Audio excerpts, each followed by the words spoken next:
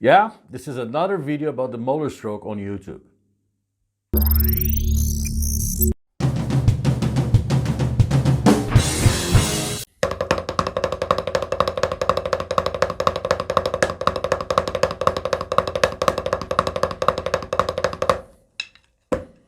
Hi, I'm Felipe Drago and welcome to Drago Drums.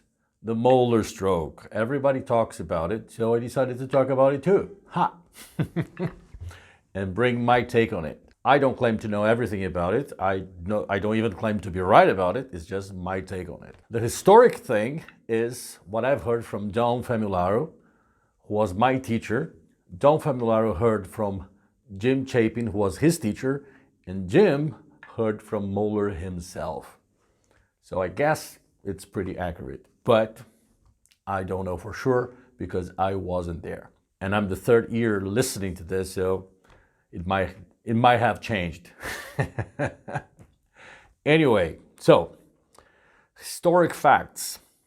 Sanford Molar was born in the late 1880s in the United States, and he wanted to be a drummer. And by the time he was 15, around the year 1900, he decided to have drum lessons, which was very difficult at that time because there were no drumming schools, no Drumeo, no drum channel, no YouTube, no lessons, nothing. So basically, he started asking around, how could he get drum lessons? And then somebody told him, well, not far from here, there's a home for veterans who fought the Civil War, the American Civil War. And in that home, there are people who play the drums in the army. Well, the thing is, the American Civil War ended in 1865, and 1900, 35 years later, whoever played drums were pretty old, because you have to remember that 130, 140 years ago, being 50 years old was being old. Nowadays, you have like musicians playing well into their 70s and 80s and very well, healthy and strong. But back then, anybody who lived until 67 years old, it was like a miracle. So these people, they were in their mid to late 60s when Sanford Molar went there to have drum lessons. And according to what I've heard is, when he arrived the first day, came this very old guy. And he was thinking to himself, like, what is this guy going to teach me? I doubt he can hold the sticks. And Molar saw in front of him, the moment the guy picked up the sticks, a transformation. This very old guy who could barely walk, picked a pair of sticks and started playing as if he was like 20. And fast and powerful and loud. And Molar was in awe. And that's the beginning of it. That's how Sanford Molar started to develop his stroke. Now, first thing is, when Molar started playing, the drum kit as we know today didn't quite exist, you know? They say that the birth of the drum kit, the way we know it today, would be 1909. So basically, Molar was 10 years away from the first real drum kit.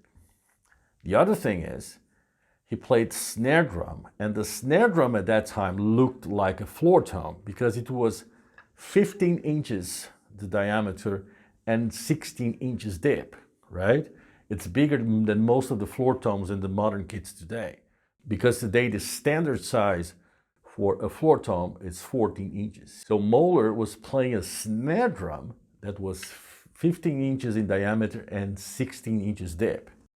Not only that, it was real skin, right? It was animal hide, real skin, which is really hard to tight.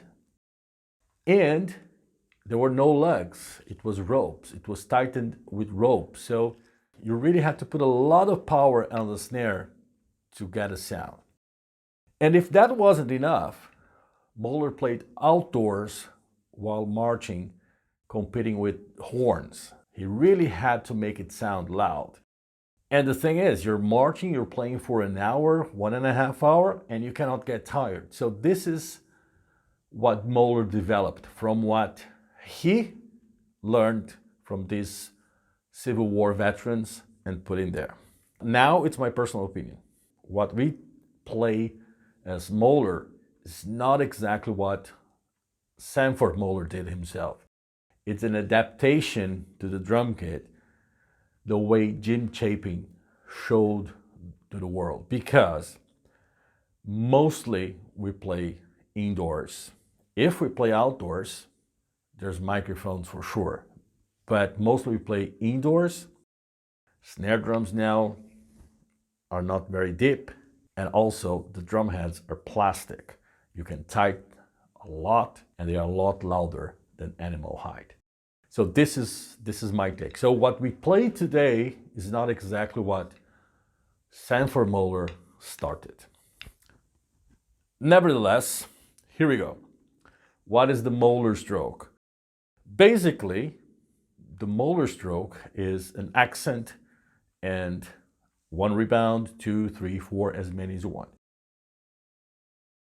I'm going to show the low Moeller because this has practical application to the drum kit. There's the half Moeller, there's the full Moeller, but nobody plays unless you're Kenny Aronoff. Nobody plays the full Moeller. So I'm going to show you the low Moeller. The low Moeller starts low, surprise.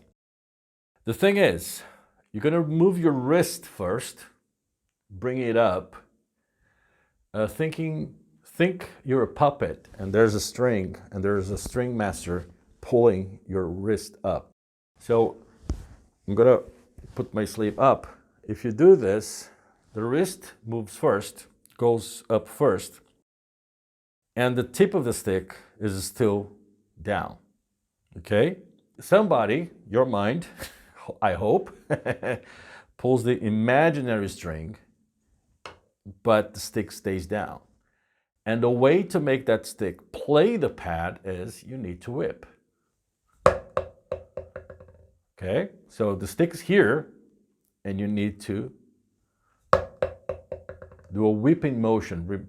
Think of somebody you would like to whip, somebody you don't like. Imagine that person or a part of that person's body. Let's stick to the face. So imagine that person's face on the pad, somebody you don't like. The imaginary string master, your mind, pulls your wrist up, and then you have to whip. And that's basically it, okay? So my suggestion is practice this a lot. Don't try to skip steps. Start with this, wrist, whipping motion, and allow the stick to bounce. Same thing with the left hand. String, pulling your wrist, and then the whipping motion, and let the stick bounce. For more detailed explanation, I recommend this book, It's Your Move by Don Famularo, page 16. Let me get to page 16. Page 16, here it is. So here he starts explaining on page 16. On page 18, there are drawings showing the Molar stroke, explanation, very thorough explanation, okay? So you can do even both hands at the same time, but don't skip steps. Wrist up and the whipping motion. Note that the rebounds are not very uniform, but don't worry about that yet. We're just getting this first, okay? Wrist up, the whip, let it bounce. Okay, so then after you are comfortable with this motion, we can start controlling the bounces. So I'm going to play a whip and one rebound.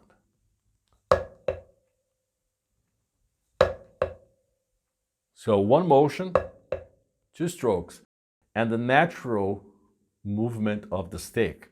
I just interfere in the beginning with my wrist and the whip, and then the rest, the stick does itself. Same thing with the right hand, with the left hand, sorry.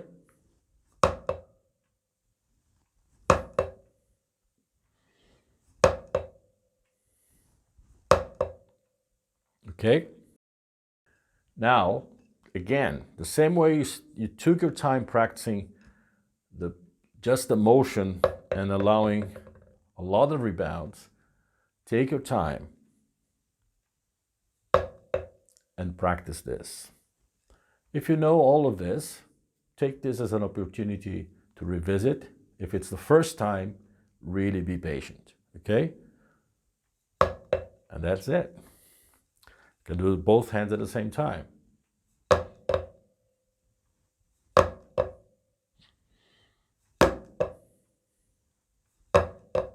Okay, then we can allow 2 rebounds, 2 bounces.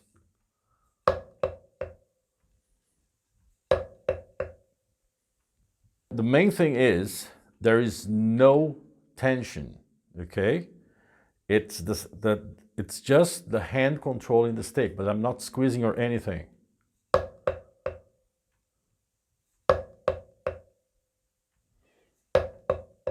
Just putting my fingers around the stick will stop it. I don't need to. Same thing with the left hand.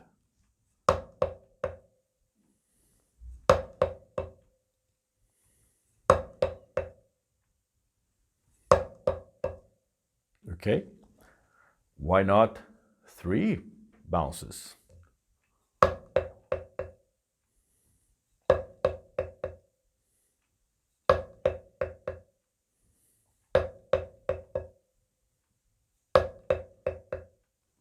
Left hand.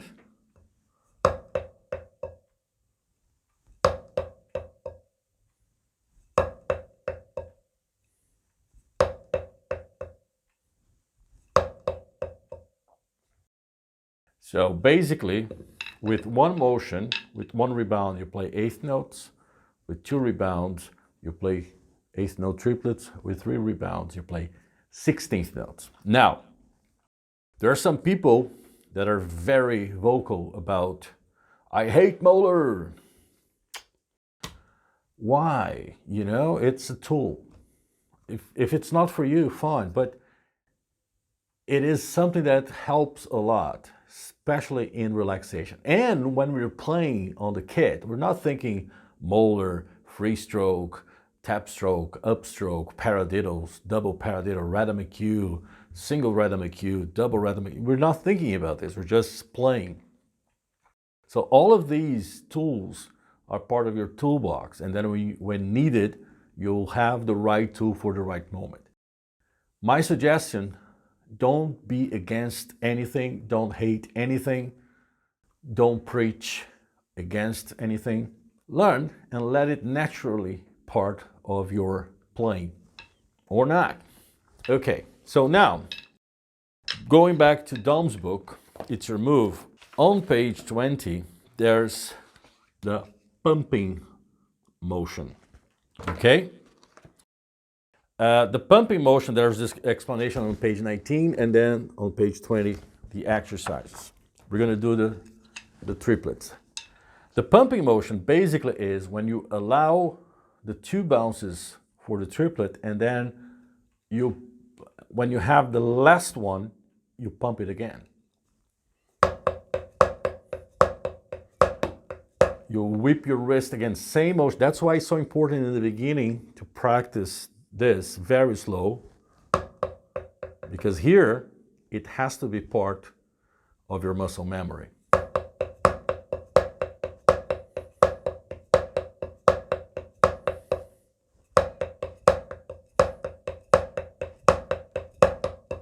Something very important, your hand only moves once, okay? You don't play all 3 notes. In the book on page 20, to get to that, Dom tells us to start slow and play down, tap, up, down, tap, up.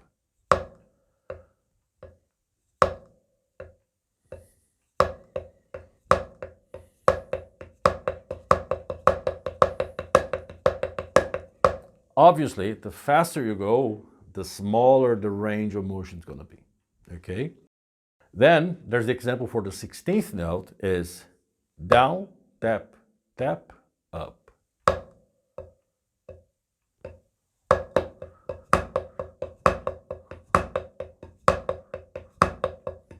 So when you're doing the pumping motion faster, the last note before the accent you get by bringing up your wrist. And then when you bring that wrist up, you play the last note.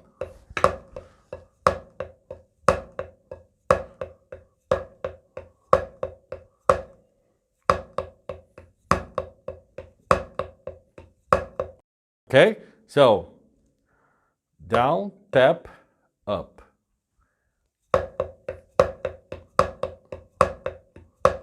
Eighth note triplet, 16th note. Down, tap, tap, up. Practice one hand at a time.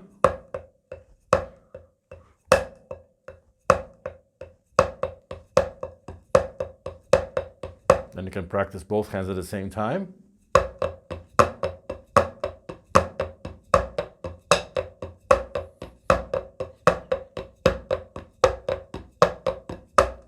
And then you go to the triplets. Then in the beginning, I was playing 16th note triplets.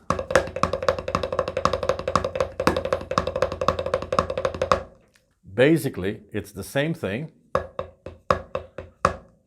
but the left hand starts on the up.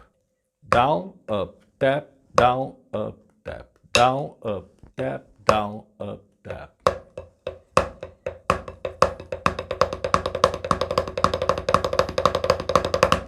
Okay, and then you can play as fast as you can. But speed is not the main objective. Speed is later on. The first thing is getting the motion right and the number of bounces that you want. Good? See you in the next video. Thank you very much. Bye.